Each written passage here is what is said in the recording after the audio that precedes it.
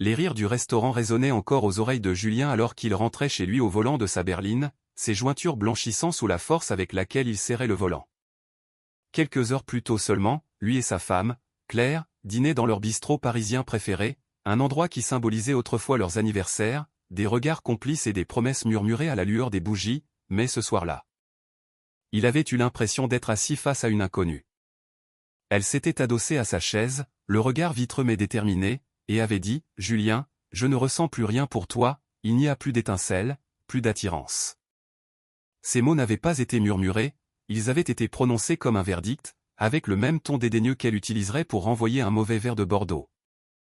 Julien n'avait pas frappé du poing sur la table, n'avait pas supplié, n'avait même pas élevé la voix, au lieu de cela, il avait soigneusement posé sa serviette à côté de son assiette, ravalé la douleur qui lui déchirait la poitrine et avait répondu calmement « Merci de me dire la vérité. » Mais à l'intérieur, quelque chose avait basculé, une porte venait de se fermer définitivement. Ce soir-là, lorsque Claire attrapa son téléphone dans le lit au lieu de se tourner vers lui, il lui tourna le dos. Pendant des années, c'était lui qui préparait le café expresso à l'aube, laissait des mots doux près de l'évier et déposait un baiser sur sa tempe avant de s'endormir, mais dès le lendemain matin, tout s'arrêta, pas de tasse fumante sur sa table de chevet, pas de main caressant sa joue. Pas de fredonnement doux dans la cuisine alors qu'ils planifiaient leur randonnée du samedi ou leurs escapades en voiture le dimanche. Pour la première fois depuis des années, elle remarqua le silence. Pourtant, Julien n'était pas naïf, des mots comme les siens sortaient rarement de nulle part, alors il commença à observer les messages tardifs qu'elle essayait de cacher en inclinant son écran, le nouveau parfum de niche qu'elle ne portait pas pour lui. Le sac de sport jeté près de l'entrée alors qu'elle n'avait jamais aimé le fitness. Un soir, alors que Claire était sous la douche, Julien fit défiler le contenu de son téléphone déverrouillé et il vit le nom de Laurent, son patron au cabinet de conseil, un homme qu'elle avait autrefois qualifié d'arrogant, mais maintenant son écran brillait de son nom. Parsemé d'émojis ludiques et de phrases qui le poignardèrent en plein cœur, la nuit dernière était incroyable, j'aimerais me réveiller à tes côtés au lieu des siens. La mâchoire de Julien se crispa, sa poitrine brûlant, il resta là dans la pénombre de leur chambre d'appartement haussmannien, la vapeur de la salle de bain emplissant l'air, et réalisa que chaque baiser, chaque sourire, chaque excuse que Claire lui avait lancée n'était rien d'autre qu'un voile. Mais Julien n'était pas le genre d'homme qui criait ou jetait des objets, non, sa vengeance serait silencieuse, méticuleuse et inoubliable, il ne se contenterait pas de partir, il lui ferait voir exactement ce qu'elle avait détruit. Lorsque Claire sortit, sa serviette serrée contre elle, elle sourit faiblement, ignorant qu'il venait de découvrir la trahison qu'elle croyait cachée. « Qu'est-ce que tu regardes » demanda-t-elle. Julien secoua simplement la tête, lui adressa ce genre de sourire calme qui la déstabilisait et répondit « Je réalise juste à quel point les gens peuvent changer. » Claire ne le savait pas encore, mais c'était le moment précis où la partie commençait. Julien Martin n'était pas un homme qui agissait dans la précipitation, en tant que conseiller en gestion de patrimoine, il avait passé des années à observer les chiffres fluctuer comme les marées, ne réagissant jamais émotionnellement, attendant toujours le moment propice pour frapper. Et maintenant, face à la réalité de la trahison de sa femme, cette partie de lui passait à la vitesse supérieure. Le matin après avoir découvert les messages, il quitta le lit sans un mot, pas de café préparé, pas de baiser tendre. Claire remua, s'attendant aux petits gestes habituels qui avaient toujours adouci ses matins, mais il n'y avait rien, juste le bruit lointain de la porte d'entrée se refermant alors que Julien partait travailler plus tôt que d'habitude. Au bureau, dans le quartier de la Défense, Julien ne s'enterra pas dans ses tableurs comme il le faisait habituellement, au lieu de cela, il commença à passer des appels à un avocat spécialisé, à un détective privé, à un ami de confiance qui lui devait une faveur. Si Claire pensait être maligne en fréquentant son patron en cachette, elle sous-estimait à quel point Julien pouvait démanteler silencieusement et minutieusement la vie qu'elle avait construite autour de ses mensonges. À midi, il avait organisé la surveillance, et le soir même, il avait déjà reçu la confirmation, des photos de Claire et Laurent sortant d'un hôtel discret du 8e arrondissement, les bras se frôlant, sa tête renversée en arrière et un rire que Julien n'avait pas entendu depuis des années. Lorsque les preuves atterrirent dans sa boîte mail, Julien fixa les images un long moment, la mâchoire serrée, mais pas une seule larme ne coula, la douleur était là, brute et vive, mais elle était noyée sous quelque chose de plus fort, la détermination. À la maison ce soir-là, Claire agissait comme si de rien n'était, elle entra dans la cuisine, coiffure impeccable, maquillage parfait, portant un sac d'une boutique de luxe de l'avenue Montaigne. « J'ai acheté quelque chose de nouveau pour le gala du cabinet la semaine prochaine » annonça-t-elle nonchalamment, le ton adouci par cette même chaleur artificielle qu'elle utilisait quand elle voulait le distraire. Julien leva les yeux de son ordinateur portable et hocha simplement la tête, « Je suis sûr que tu feras tourner les têtes. » Son sourire vacilla une seconde, elle était habituée à ce qu'il demande des détails, qu'il la complimente, qu'il la fasse se sentir admirée, et l'absence de cela était déconcertante. « Est-ce que quelque chose ne va pas ?» insista-t-elle. Il ferma lentement son ordinateur, ses yeux fixés dans les siens, « Non Claire, tout est plus clair que ça ne l'a jamais été. » Elle fronça les sourcils, confuse, mais il ne donna pas plus d'explications, il se leva. L'embrassa sur la joue par habitude et sortit de la pièce. Elle resta là, tenant son sac brillant, soudain incertaine du sol sous ses pieds.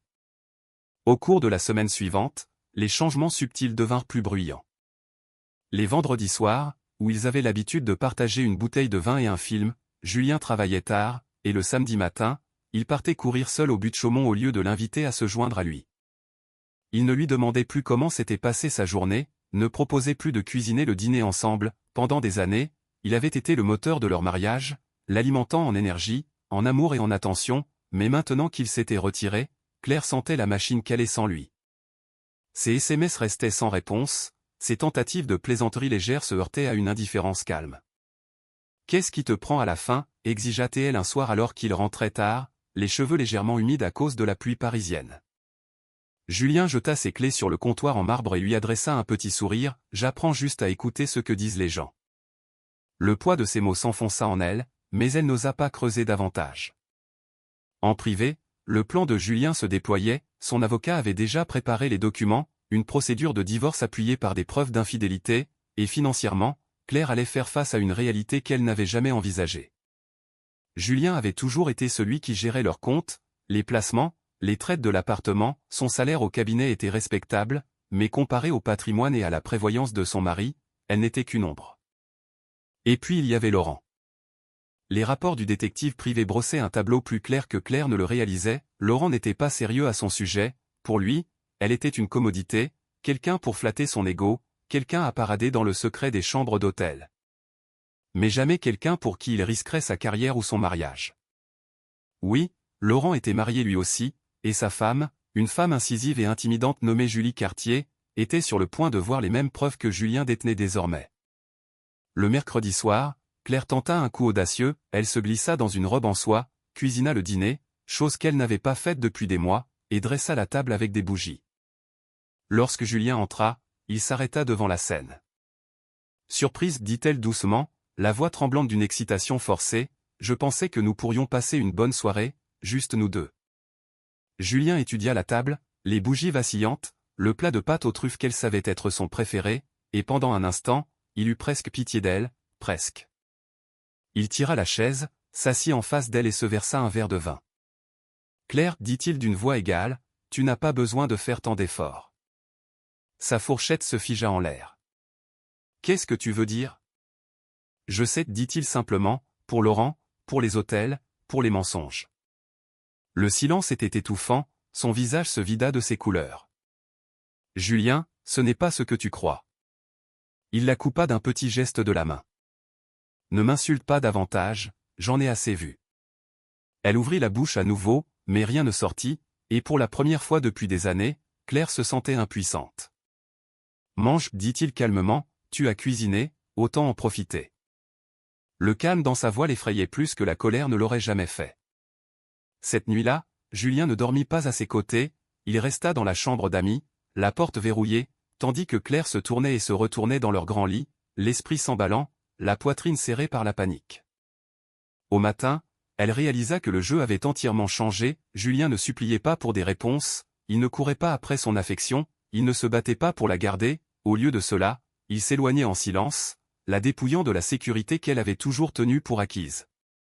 Et au fond d'elle-même, Claire savait une chose qu'elle n'admettrait jamais à voix haute, Laurent ne lui donnerait jamais ce que Julien lui avait offert.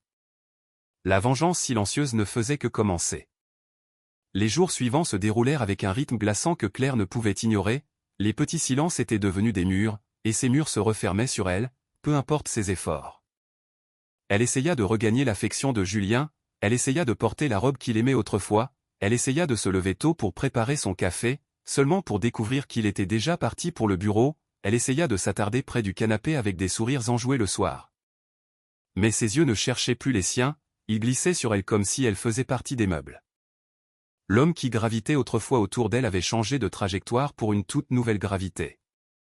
La panique de Claire atteignit son paroxysme un vendredi matin lorsque Julien, de sa manière composée, annonça « Nous allons au gala de ton cabinet ce week-end ».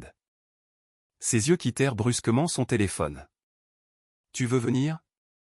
Il sourit minceur. « Bien sûr, pourquoi pas ?» Ce calme la déstabilisait, mais elle se força à sourire, c'était peut-être sa chance, s'ils apparaissaient ensemble, si elle pouvait lui tenir la main devant ses collègues, peut-être pourrait-elle reconstruire ce qui était en train de lui échapper. Mais Julien n'avait aucune intention de reconstruire, son plan avait atteint son stade de précision. Le soir du gala arriva, les lustres scintillant au-dessus du marbre poli, les coupes de champagne tintant sous le bourdonnement des conversations. Claire entra au bras de Julien, essayant de projeter de l'assurance, mais la prise de son mari était lâche, détachée, comme si elle n'était pas plus importante qu'une simple connaissance. À travers la pièce, Laurent Cartier les repéra, son sourire narquois vacilla lorsque le regard imperturbable de Julien croisa le sien. Et puis, comme sur un signal, Julie Cartier, la femme de Laurent, apparut aux côtés de Julien, il l'avait invité personnellement, lui envoyant les photographies même que Claire croyait cachées à jamais. Le souffle de Claire se coupa lorsqu'elle vit Julie glisser vers eux dans une élégante robe noire, son regard tranchant comme du verre. « Julie, dit Julien doucement, comme s'il saluait une vieille amie, vous êtes ravissante ce soir. » Julie lui rendit son sourire, bien que ses yeux brûlaient au-delà de lui, atterrissant directement sur Claire. « Eh bien, merci Julien, je n'étais pas sûr de venir ce soir, mais votre invitation était persuasive. » Les genoux de Claire faillirent céder, elle se força à un sourire rigide, le cœur battant la chamade alors que la réalité s'imposait à elle, Julien avait tout exposé. La soirée dégénéra rapidement après cela. Julie confronta Laurent devant plusieurs cadres dirigeants, sa voix glaciale mais assez forte pour attirer l'attention, « Tu m'embarrasses avec ta petite liaison pathétique, et tu penses que personne ne voit rien. » Des halètements parcoururent la foule, Laurent bafouilla, sa confiance se dissolvant devant ses collègues, tandis que le visage de Claire virait au cramoisi, chaque murmure dans la salle l'entaillant plus profondément. Julien, quant à lui, se tenait en retrait, sirotant son verre calmement, regardant l'empire de mensonges s'effondrer autour d'eux. Claire se tourna vers lui, les yeux écarquillés, son murmure frénétique, « Julien, pourquoi fais-tu ça ?» Il se pencha assez près pour qu'elle seule puisse l'entendre, « Parce que tu voulais de l'excitation, Claire, maintenant tu as un public. » Sa gorge se serra. « S'il te plaît, pas comme ça. » Mais Julien s'éloignait déjà, la laissant face à la tempête qu'elle avait créée. Plus tard cette nuit-là, de retour à la maison, Claire essaya de sauver le peu de dignité qui lui restait, elle le coinça dans le salon, le désespoir débordant de sa voix, « Julien, j'ai fait une erreur, Laurent ne signifie rien, c'était stupide, insouciant, mais toi et moi. Nous avons des années ensemble, nous pouvons arranger ça. » Julien la regarda longuement et durement, ce genre de regard qui s'adoucissait autrefois en affection était maintenant aussi froid que l'acier. « Arranger ça, répéta-t-il lentement, Claire, j'ai tout investi dans notre couple, chaque café du matin, chaque discussion tardive, chaque projet d'avenir, et tu as tout jeté pour des chambres d'hôtel et des promesses vides. » Ses yeux s'emplirent de larmes, « Je ne voulais pas te perdre. » Il posa son verre sur le comptoir, sa voix calme mais définitive, « Tu m'as déjà perdu. » Du tiroir, il sortit une chemise cartonnée, les papiers du divorce, nets et prêts, avec son nom imprimé à l'encre noire, et il les plaça sur le comptoir devant elle, le silence plus fort que n'importe quelle accusation. Son souffle se bloqua, ses mains tremblant alors qu'elle fixait le document. « Tu mets fin à tout ?» Julien hocha la tête, « Je ne mets pas fin à tout, Claire, c'est toi qui l'as fait, je ne fais qu'officialiser les choses. » Cette nuit-là, Claire resta assise seule dans la cuisine, fixant les papiers tandis que Julien dormait profondément dans la chambre d'amis. Pour la première fois de sa vie, elle comprit le coût total de la trahison, le mari qu'il adorait autrefois n'élevait pas la voix, ne claquait pas les portes, ne suppliait pas, il était simplement parti émotionnellement, spirituellement, et bientôt légalement. Et la dévastation silencieuse de perdre l'homme qu'il avait aimé plus profondément que quiconque ne le ferait jamais était une punition bien plus grande que la colère n'aurait pu l'être. Les papiers sur le comptoir devinrent un fantôme qui hantait Claire à chaque heure, elle les laissa intacts pendant des jours, espérant que Julien s'adoucirait, espérant qu'il redeviendrait l'homme qui vivait autrefois pour la rendre heureuse, mais Julien ne vacilla jamais. Il se déplaçait dans la maison comme un locataire plutôt qu'un mari, calme, composé, inébranlablement poli, il répondait à ses questions par des phrases brèves, il ne se disputait plus, ne se penchait plus pour l'embrasser, ne tendait plus la main à travers la table du dîner pour prendre la sienne. Le silence était sa propre arme, coupant plus net que n'importe quel éclat de voix. Un soir, Claire finit par craquer, elle fit irruption dans la chambre d'amis où Julien s'était installé, serrant les papiers intacts. « Est-ce vraiment ce que tu veux » exigea-t-elle, la voix tremblant entre colère et désespoir, « tu es prêt à jeter tout ce que nous avons construit à cause d'une seule erreur ?» Julien ferma le livre qu'il lisait et le posa sur la table de chevet, ses yeux se levèrent vers les siens, stables, inébranlables. « Tu n'as pas fait une seule erreur, Claire, dit-il, tu as fait un choix, encore et encore, chaque SMS, chaque hôtel, chaque mensonge, ce n'était pas un dérapage, c'était ce que tu es devenu. » Ses épaules s'affaissèrent sous le poids de la vérité. « Mais je t'aime, Julien. » Ses lèvres se pincèrent en une ligne fine. « Non, tu aimais ce que je te donnais, le confort, la sécurité, la routine, mais quand il s'agissait de loyauté, de respect, d'honnêteté, tu as échangé tout cela pour l'attention de quelqu'un d'autre. » Des larmes rayèrent ses joues alors qu'elle murmurait « Je ne veux pas te perdre. » Julien se leva, marcha vers elle et replaça doucement les papiers dans ses mains. « C'est déjà fait, ce que tu ne veux pas, c'est affronter le vide laissé derrière. » Les jours qui suivirent scellèrent son sort. La nouvelle du scandale au gala se répandit rapidement dans son bureau, Laurent Cartier fut contraint de prendre un congé sous la pression de son conseil d'administration, Julie Cartier avait demandé la séparation, sa fureur sans égale, et Claire, autrefois admirée comme une professionnelle confiante et raffinée, faisait l'objet de chuchotements dans tous les coins du cabinet.